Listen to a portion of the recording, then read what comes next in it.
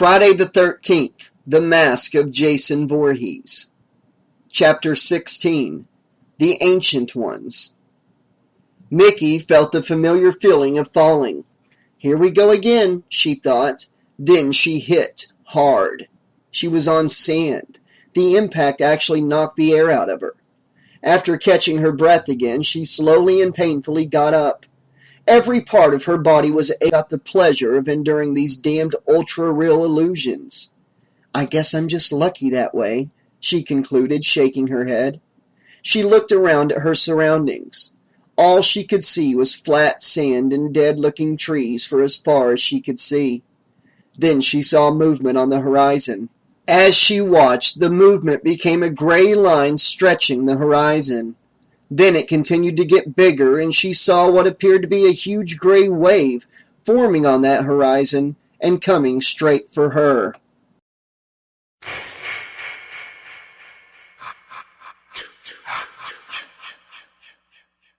Phil slowly backed away from the others as they all focused their attention on Freeman's cousin. When he felt he was far enough away, he turned and quickly headed to the back of the room where he knew the new case area was located. When he arrived, he saw that there were 24 boxes stacked in the yellow taped-off area. He looked at the boxes, but unlike the other boxes in the evidence room, these didn't have a list of contents on them. Oh, great, he thought, hoping the book would be able to keep its hold on Freeman's cousin until he could find the mask.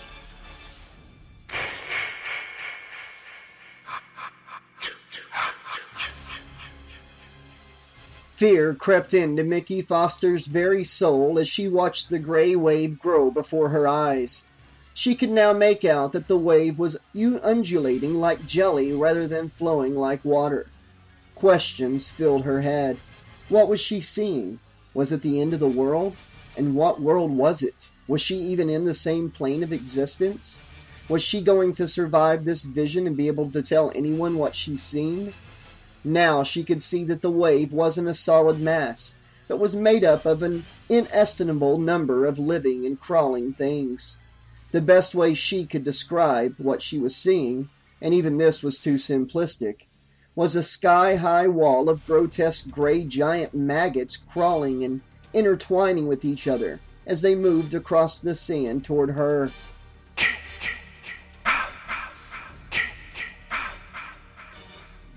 Phil looked over his shoulder at the others, who were visible between the rows of shelf units.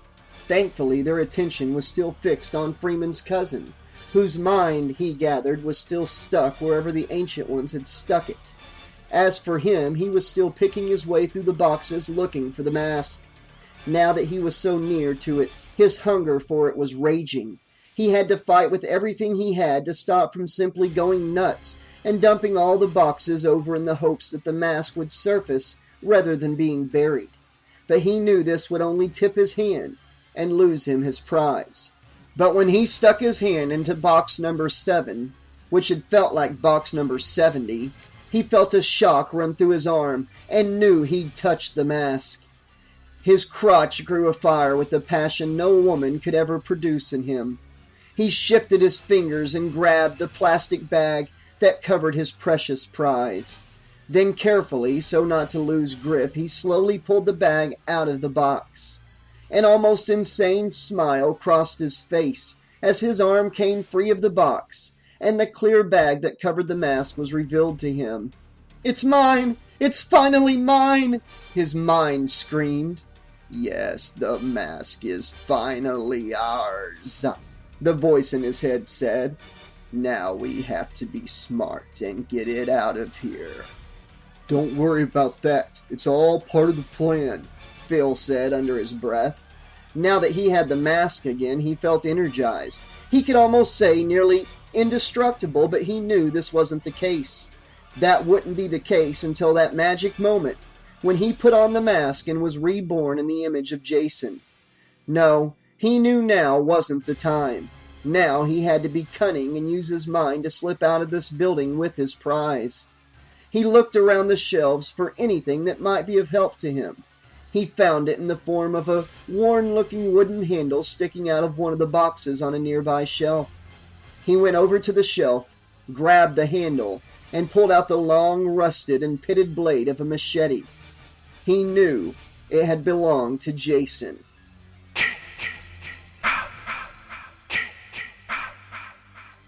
Now the living wall was nearly upon Micki. At this distance she could smell the foul odor of the creatures. The odor was fouler than the most festering sewer she'd ever smelt. And in her time dealing with Uncle Lewis's legacy, she'd been in many. Now she had to fight to keep from emptying her guts on the sands. Now she could see even more details. The maggots were clear and jelly-like. Behind them she could see blurred images of other, more mountainous creatures moving within the sea of maggots. She was thankful that these other creatures were blurred, lest her very sanity collapse in their presence. Her every instinct was telling her to run, but she knew this would be a waste of effort. The creatures were moving faster than they appeared to be, and, anyway, where would she go? Then, her heart pounding in her chest and her breathing so hard she was nearly hyperventilating, the wall hit her and engulfed her. Micki jumped into a sitting position, knocking Rashid and Ryan to either side of her in the process. She let out the loudest scream of her life, and the tears started to fall. "It's all right, Micki," Ryan said, grabbing her and hugging her to him. "It's all right. You're back with us." "Ryan?" Micki said hoarsely after she stopped screaming. "Oh God, Ryan, I thought I was dead. I thought they'd eaten me or worse." Then Micki looked down and saw she was still holding the book. She immediately dropped it and kicked it away from her. "1,000 apologies, Micki," Rashid said. "I would have never given you that damnable volume, had I known it would have such a strong effect on you." "I saw them, Rashid," she told him. "Or at least some of them, and I got the impression they saw me too." "Ma'am, are you okay?" Deputy Marlin asked. "If you would like, I'll go..." Ugh! But he stopped mid-sentence. A look of shock came over his face. Then he slowly looked down at the rusted blade point that was now sticking out of his chest.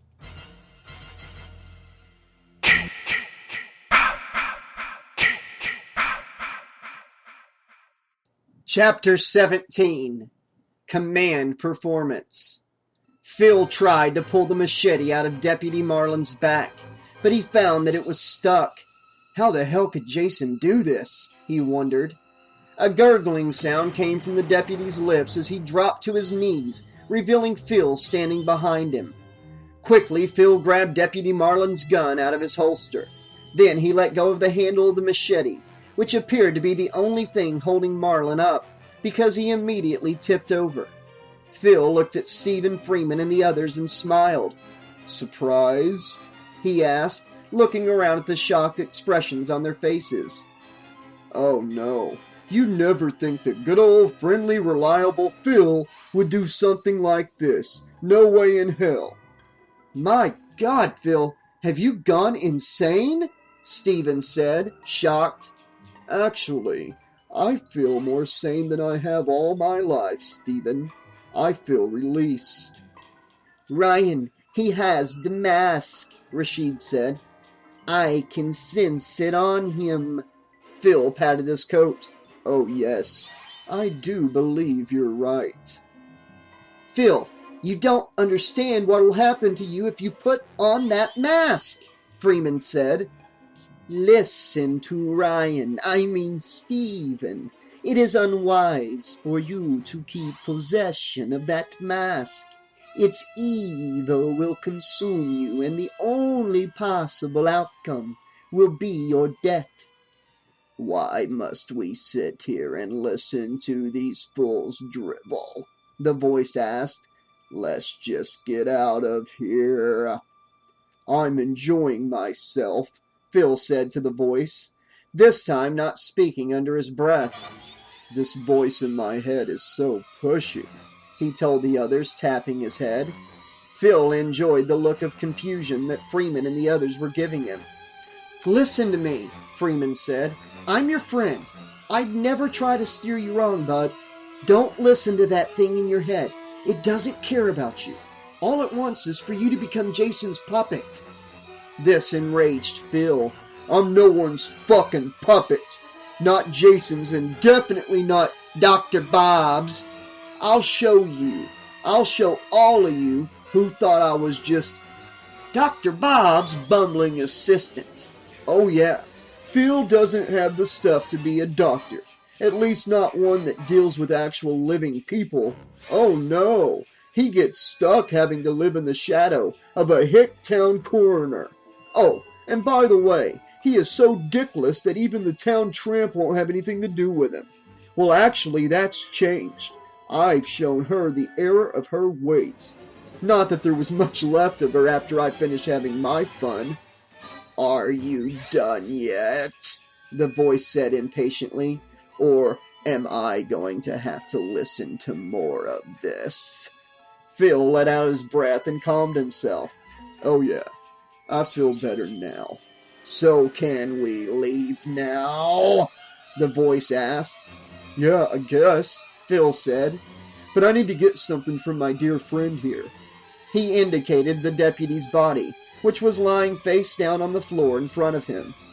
Cautiously, while keeping his eyes and gun trained on the people in front of him, he felt around on the deputy's gun belt. Finally, he found what he was looking for, Marlon's key ring. He was just unhooking the key ring when a bloody hand grabbed down on his. What the fuck? Phil exclaimed as the deputy shifted on his side and glared up at him. Bloody drool was dribbling from Ed Marlin's lips. At that moment, Freeman tried to make a move toward him, but Phil immediately pointed the gun at him and shook his head. I wouldn't try that, Stephen. Then Phil glanced down at the deputy. You still alive down there, Ed? Phil tried to pull his hand free, but the deputy held on. Well, we can't have that, he said, pointing the gun at Marlin's head and pulling the trigger. The back of Ed Marlin's head exploded, sending red and pink shrapnel splattering onto the floor. Micki screamed and grabbed hold of Ryan's arm. Then Phil pulled himself free of the dead deputy's grip. He cringed at the sight of what he'd done. Ooh, what a mess. You sick fuck! Freeman exclaimed, trying to go after him, but Micki held him back. Hold back your anger, Ryan, Rashid said. Aggressive action will only lead to one of us getting hurt or killed. I'd listen to your wise old friend here, Ryan, Phil said sarcastically. Oh, and you know, sometime you're going to have to tell me why the old man calls you Ryan. But for now, I have to say goodbye. Then Phil started backing toward the door.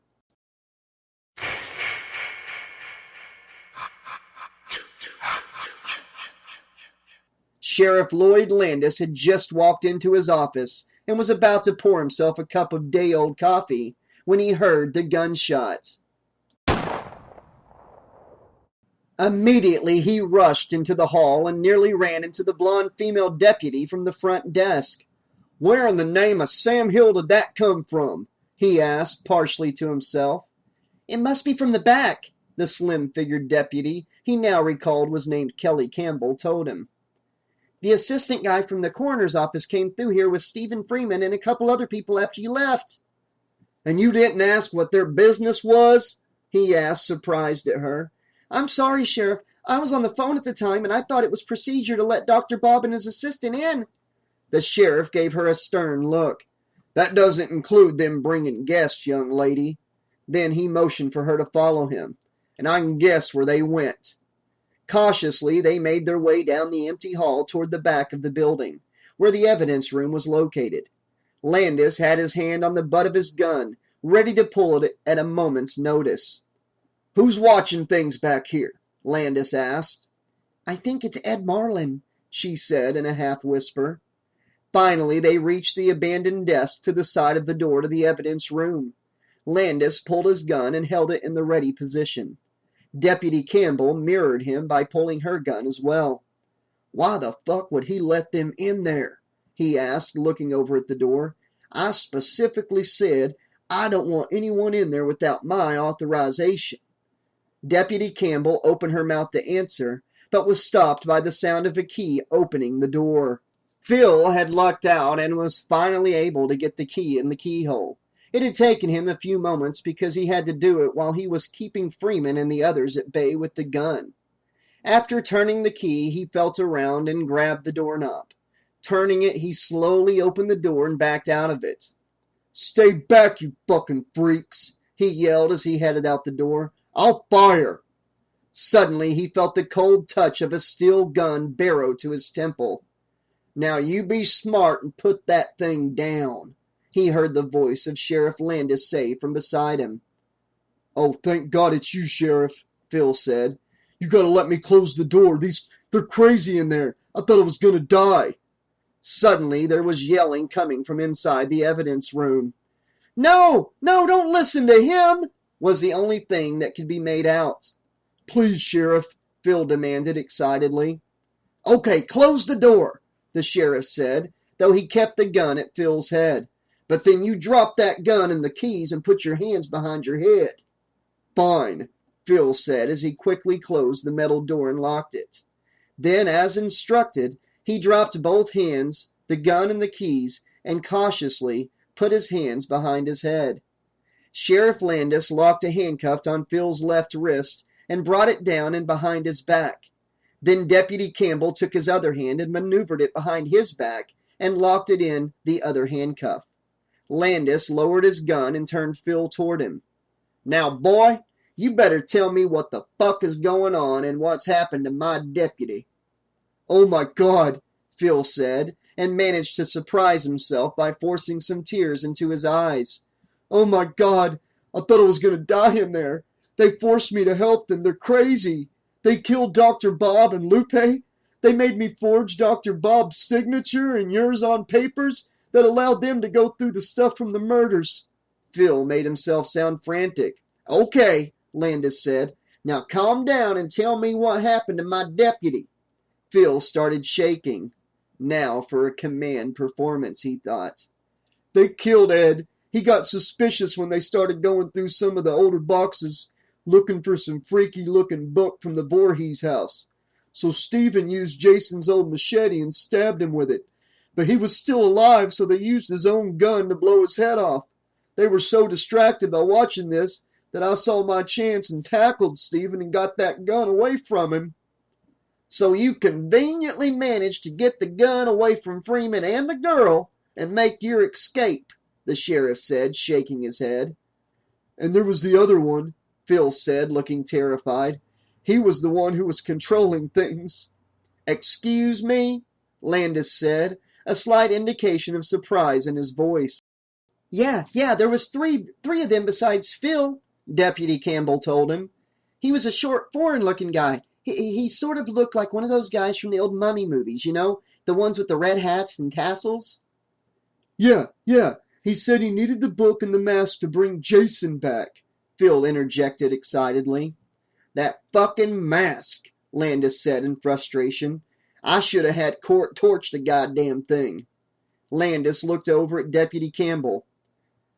"Take him to the front and take his statement." Sheriff," Phil said, indicating his cuffed hands. "Let me think about that," Landis said, and motioned for Campbell to proceed. "But wait a minute, Sheriff. I told you I was forced to help them," Phil said in a panicked tone. "Yeah, that's what you said, but they might say something different," Landis told him.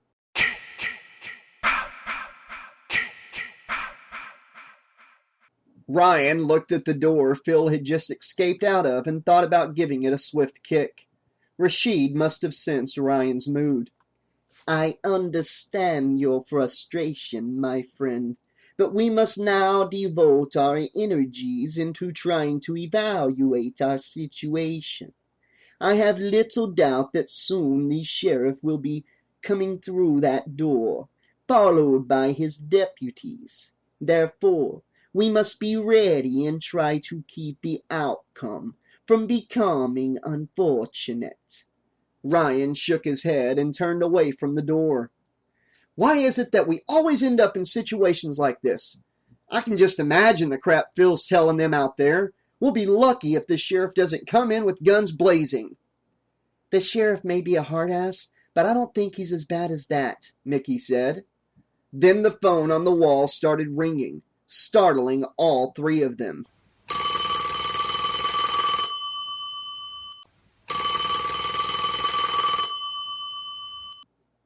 Ryan, I would suggest you answer that since you are the one who is more acquainted with the sheriff, Rashid said.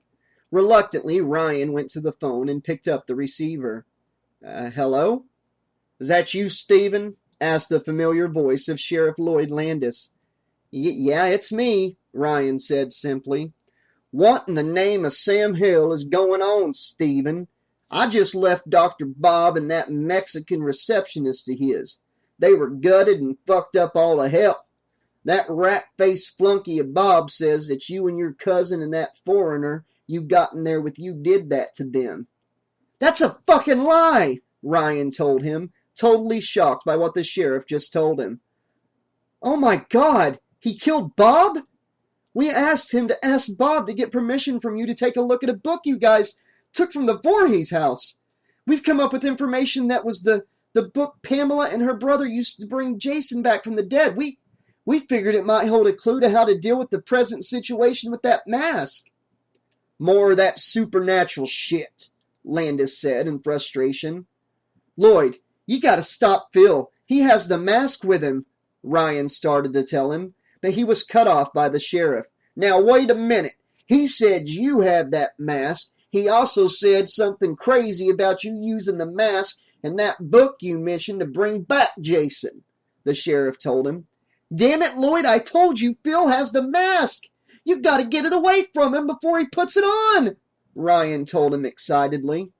Now hold on to your panties. My deputy has him cuffed and is right now taking his statement. He's not going to be putting on anything or doing anything other than what I tell him until I get the bottom of this, and neither are you or your buddies in there. So don't try any funny stuff. You got that, Stephen? I got it, Sheriff, Ryan answered. Just please go and check him over. I swear he has the mask. Fine, I'll do it, but you better not be playing games with me, Landis said before he hung up.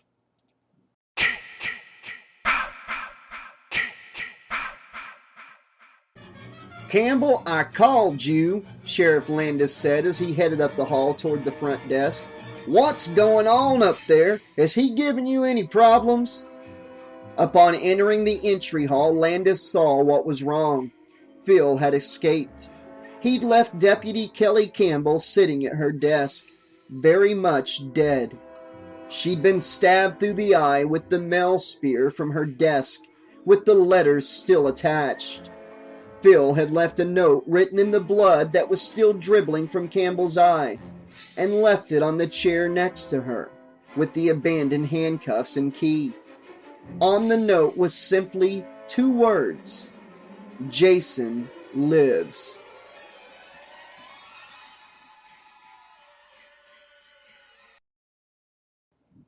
Chapter 18. Transformation. Phil was still feeling the adrenaline from his latest killing as he ran into the alley a block away from the sheriff's office. Unfortunately, he'd had to rush, so he couldn't sit for a moment and marvel at his work. But now that wouldn't be a problem. Now he would be powerful and no one would be able to stop him. He stuck his hand in the ripped inner lining of his trench coat and grabbed the bag that held the mask. Immediately, he felt the familiar charge that ran up his arm. The feeling of pleasure rushed through his body and straight into his groin. He immediately released in his pants. He took the bag out of his coat, held it up, and looked at it. Even in the bag, the mask was beautiful. My friend, you've worked hard for this moment, the voice said. Now take the gift the Ancient Ones have seen fit to bestow upon you. Phil ripped open the bag and took the mask out. Carefully, he slipped the leather straps behind his head and pulled the mask down over his face. He had barely enough time to think about how good it felt before the pain started. He stumbled back against the alley wall as the initial spasms hit him. Every nerve in his body was on fire. He could feel his bones growing and becoming stronger. He heard his seams of his clothing ripping as his body gained bulk. He tried to scream, but all he could get out was a grunt because he couldn't open his mouth due to the fact that the mask had bonded to his face. Then, as the pain started to subside, he saw movement with his pain-blurred vision in front of him. Then, after a few moments, the pain completely subsided, and he was amazed to see the transparent image of a man standing in front of him. For a moment, he thought the pain had driven him insane. The vision in front of him was of a balding, gray-haired, older-looking man with a mustache. The man was wearing a white button-down shirt with red suspenders and black slacks. He was also wearing an odd-looking string-like black tie around his neck. The vision reminded him of Geppetto from the story of Pinocchio. But this thing was a far cry from the friendly, loving puppet master from that story. He could sense the pure evil of this being, as well as see the cold, calculating look in his eyes. "Well, my friend," the vision said, its voice unnervingly familiar, "now we finally are able to meet face to face."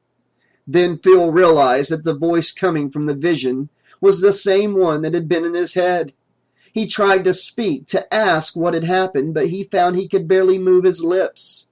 What came out of his mouth was nothing but indecipherable gibberish. "Oh yes, it'll be such torture for me not to have the pleasure of having to listen to your endless dribble. And unfortunately, given our new situation, I am unable to read your thoughts anymore. So I guess we'll just have to come to some kind of, understanding," the vision said, his smile less than comforting. Then Phil felt the familiar pain in his head. "Oh yes, I also forgot to tell you, I still retain the ability to hurt you," the vision said. Then the pain increased.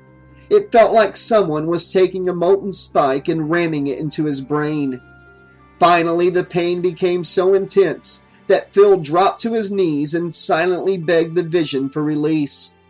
"Oh, I see you realize who's boss around here," the vision said, amused. Then the pain stopped. Phil fell forward and landed on the concrete. He let out the breath he hadn't realized he'd been holding. "Yes, you've come full circle and become very strong, my friend," the vision said. "Stronger than you think. Do you realize that if I'd done that to you before you put on the mask, that your head would have exploded?" Phil had no doubt about what the vision had just said. Slowly he managed to get back on his feet. Now he waited for what his new master had in store for him. "Now it's time for us to get started with our special work. The Ancient Ones have offered me my life back in exchange for a number of human lives. You, my friend, will be my tool. For you I offer the pleasure of the kill and a bounty of blood. All I ask is your obedience and loyalty. Do I have them?" Phil nodded his head. He had little choice. "Good," the vision said, smiling at him again. "Then we have our understanding.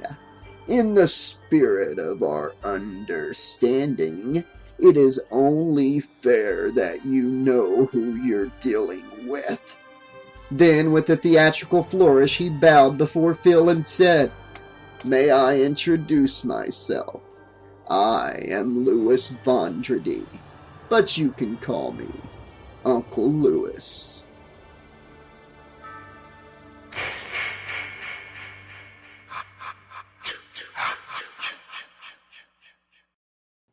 Ryan watched Rashid with amazement.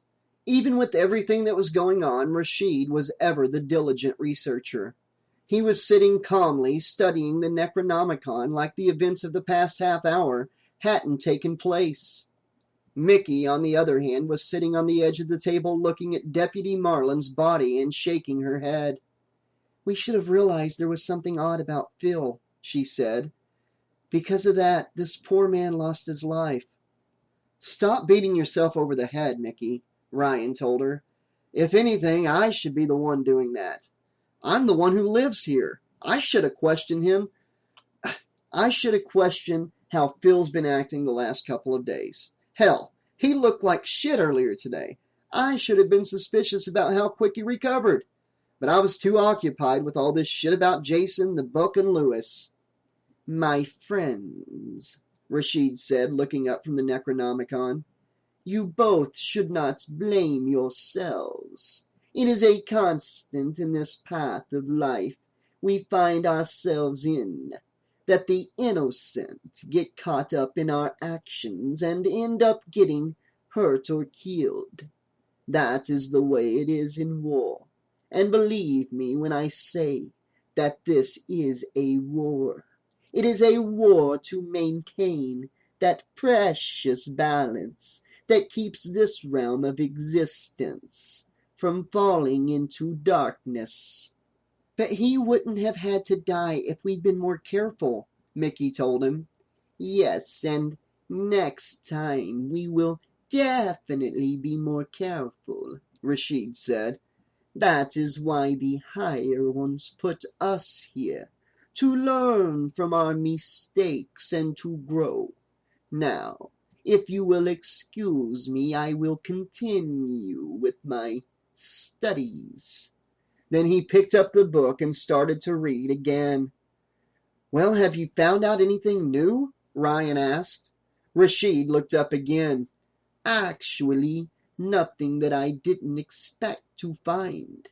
I have confirmed that the ritual Lewis used was indeed one that bonded Jason's body to this life force of one of the ancient ones.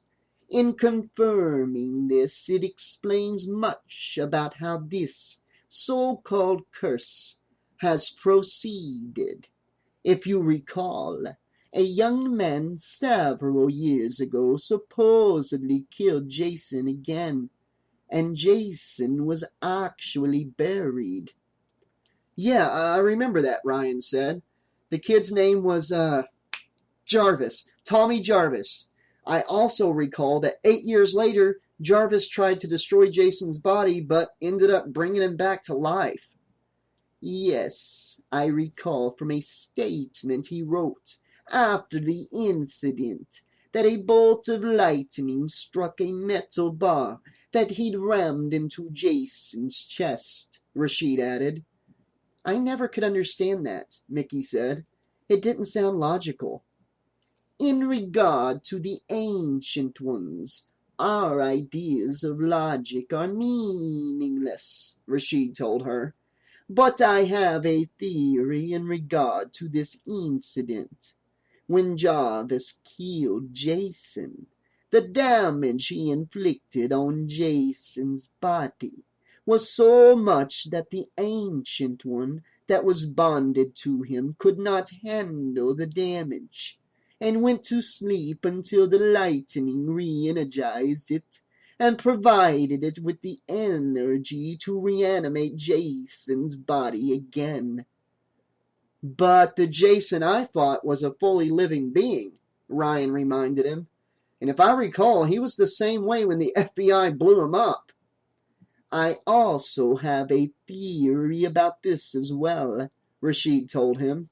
"If you recall, there was an incident 2 years before your encounter with Jason, Ryan, in which he stowed away on a ship that was carrying the graduating class of Crystal Lake High to Manhattan." "Yeah, if I recall, Jason killed nearly everyone on board and ended up sinking that ship," Ryan added. "The survivors escaped in a lifeboat. They managed to get to the harbor in Manhattan. but Jason somehow managed to follow them, and he supposedly killed most of their party, but 2 of them escaped into the sewers. Exactly, Rashid said. In the end, Jason was caught in the toxic flood water that is known to periodically flow through the sewers and was supposedly destroyed.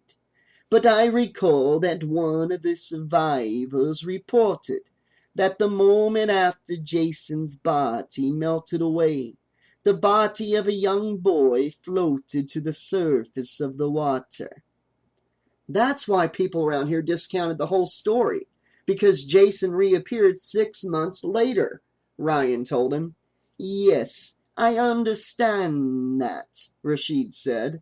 Yet through my sources I did find out that the emergency crews investigating the survivors' claims did indeed find a naked 12-year-old boy in the sewer that was very much alive and suffering from chemical burns. It was also reported that the boy was suffering amnesia and could not be identified. Soon after his rescue, though, the boy was put in the custody of a renowned blood expert, Dr. Reinhold Wimmer. But about a month later, he somehow escaped from the hospital. Though there was a large-scale search, the boy was never found. Are you trying to say that the boy was Jason? Micki asked. Yes, I'm saying that when Jason's body was destroyed, the Ancient One recreated it in its original form. Then it simply rebuilt him from that foundation. What you're describing sounds like some sort of virus or parasite, Ryan said. Exactly. That is exactly what we are dealing with here, Rashid agreed.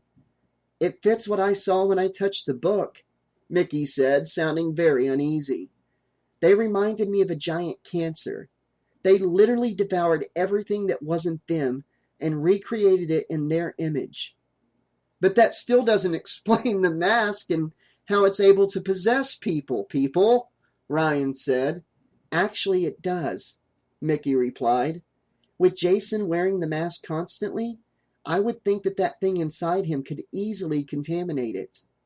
Yes, exactly. And given the entity's capacity and its obvious instinct for survival, this seems most logical, Rashid admitted. Then what would you suggest we do about this? Micki asked. All I can suggest at this time is that we go with the original plan we devised and get possession of the mask and lock it up in the vault back at Curious Goods, Rashid said. The problem is that more than likely Phil's already put the damn thing on and is getting ready for a killing spree, Ryan pointed out. Then, my friend, our first priority is to find a way to convince the sheriff to release us. Then we do what we must to get the mask. That includes, I am sorry to say, having to kill Mr. Raymond, Rashid told them.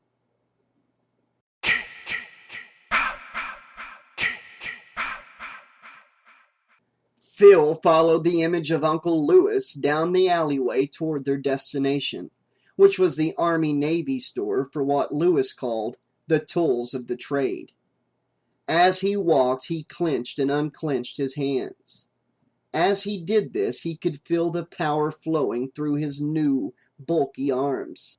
He could hardly wait to try out his new hulking form. As he walked by a steel garbage can and crushed it between his hands, it was easy as if it was made of tinfoil. Patience, my friend, Lewis said, giving him an amused expression. Soon you will be able to see what your new body can do. What's going on down there? they heard come from a short distance up the alley. Then they saw movement from a pile of cardboard boxes up ahead.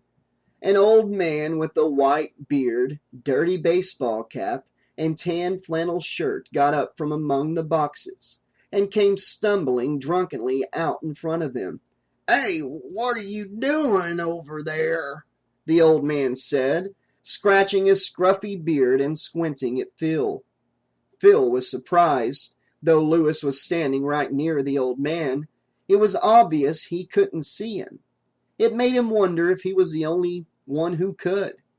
"My goodness," the old man said, adjusting his ratty-looking, ill-fitting jeans.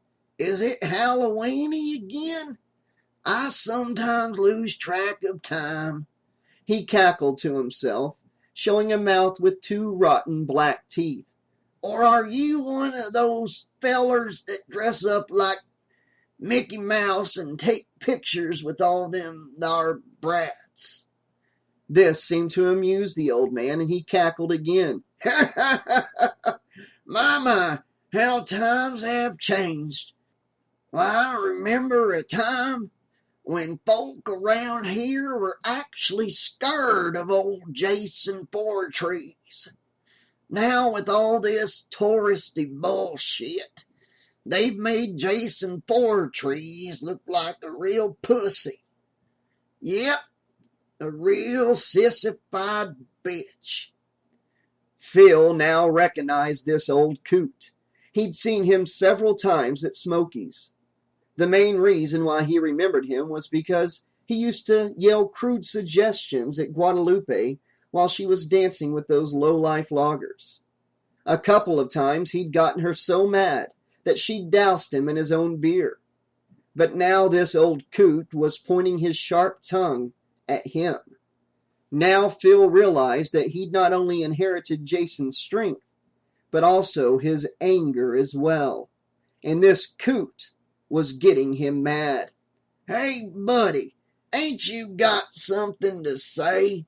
Or say, are you one of them retards like Jason Voorhees was?" Phil had finally had enough of the old fool. Before the old coot could say another word, he stomped up to him and grabbed him by the throat. There was a sharp crunching sound as Phil's hand tightened around the old man's neck. Then the old man went limp. This frustrated Phil. The kill had been too easy. Angrily, he ripped the old man's head off and threw it against the alley wall. The head splattered like a melon, leaving bloody goo dribbling down the wall. "Don't worry, my boy," Lewis said. "There's more where he came from." "Soon these streets will flow with blood. But first, we need to get you ready." Then Lewis waved him on, and they continued down the alley.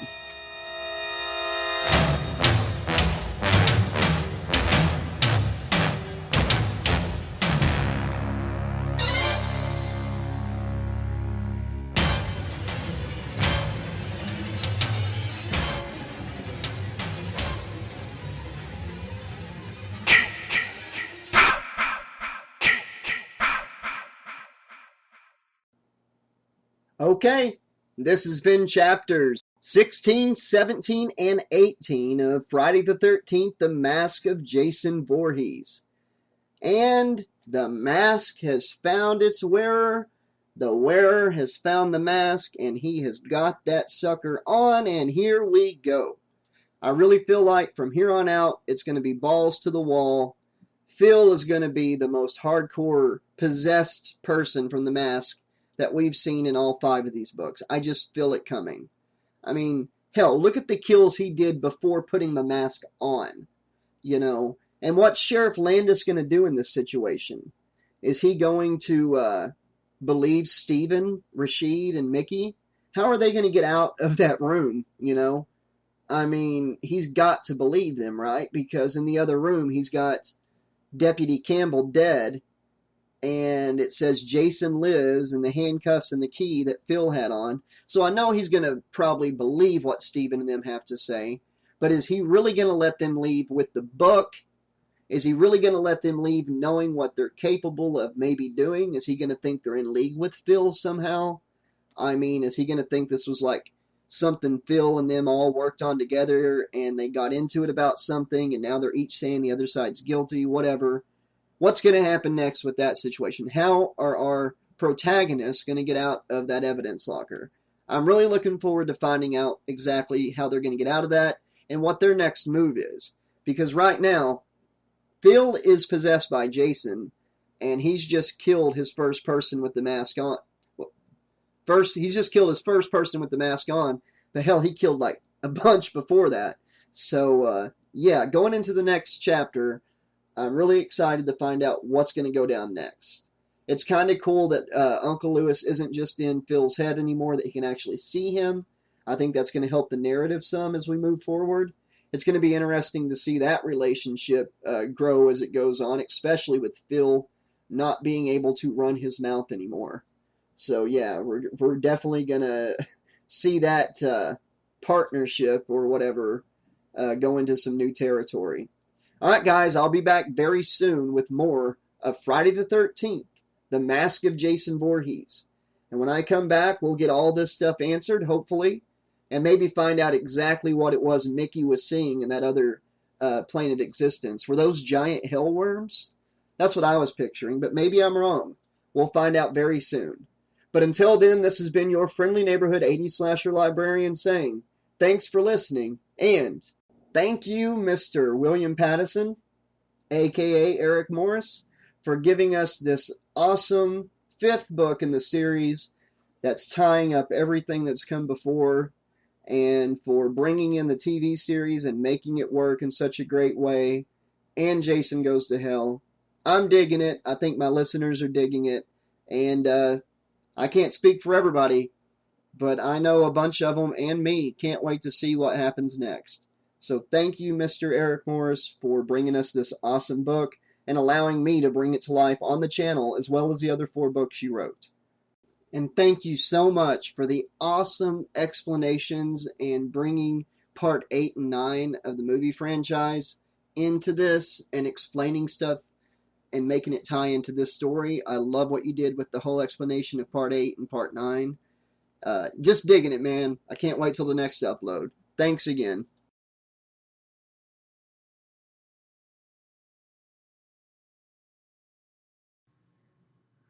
Hi. This is William Pattison, known to Friday the 13th fans as Eric Morris, and you are watching the 80s Slasher Librarian's narration of my book, The Mask of Jason Voorhees. Yeah. Enjoy.